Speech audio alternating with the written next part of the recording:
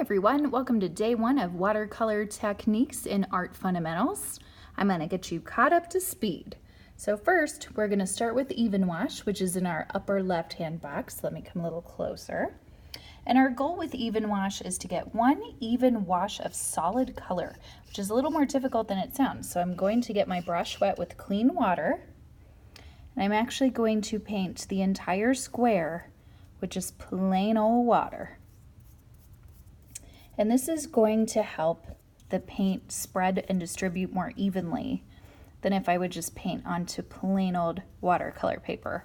Also, if I'm painting a large area of even wash, if I start painting and I get distracted and stop and talk to my friends and start painting again, I'm going to have some dry edges. Okay, let's make a nice green. I'm going to load up my paintbrush with paint by swirling it around a wet brush in the palette. And I'm going to start doing even strokes. And you'll notice the paint is going to spread out a little bit, which is great. That's what we want. You want to work pretty quickly, because the quicker you work, the easier it is to get a solid even wash.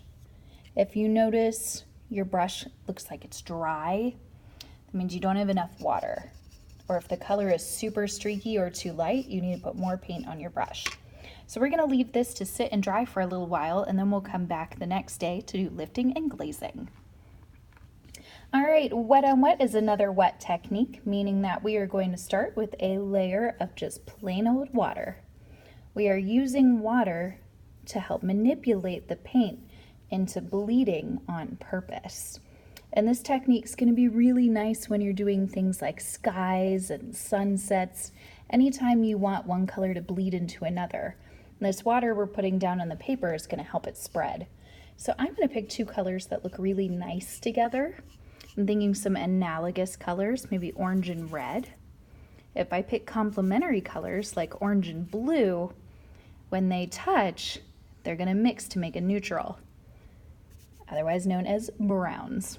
So I'm going to do a couple of stripes, and notice how that paint is just seeping everywhere. That's exactly what I want. I want the paint to spread out. Now I'm going to come back with my other color, and you can pick 2 or 3 colors that you like. And I'm going to do a stripe and just let go, and then I'm going to let the paint move with the water. So this technique's kind of fun because it's a little unpredictable. As it starts drying and the water starts working, it's going to spread out and seep and bleed, then you'll get almost a tie-dye effect.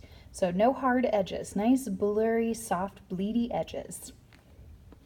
All right, moving on to gradual wash. We want to do a wash that goes from the white of the paper to a color of our choice. So once again, we're going to start with a clean brush, clean water. Mine's a little pink from that last technique. That's okay, because the water is going to help the paint spread like I want it to. Okay, so I'm going to come over here, pick a color of my choice. Well, purple. Purple's pretty. I'm going to really load up my brush. I want to see a lot of paint on my brush. And I'm going to start from the bottom, do a stripe. Ooh, nice bleeding. And I'm just going to work my way up. Notice I am not re-dipping my brush in paint. I want the color to fade lighter and lighter.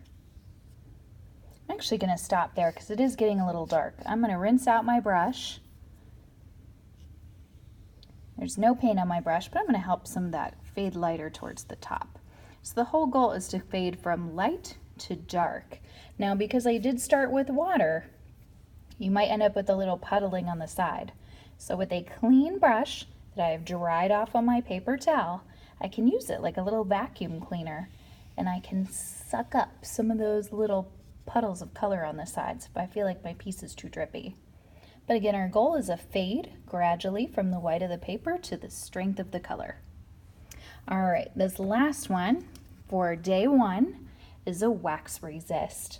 And with wax resist, I'm going to use a wax crayon. I have white for all the tables, and I'm going to draw a design of my choice, school appropriate, of course. And I'm going to push really hard with this crayon because I really want the wax to sit on the paper. About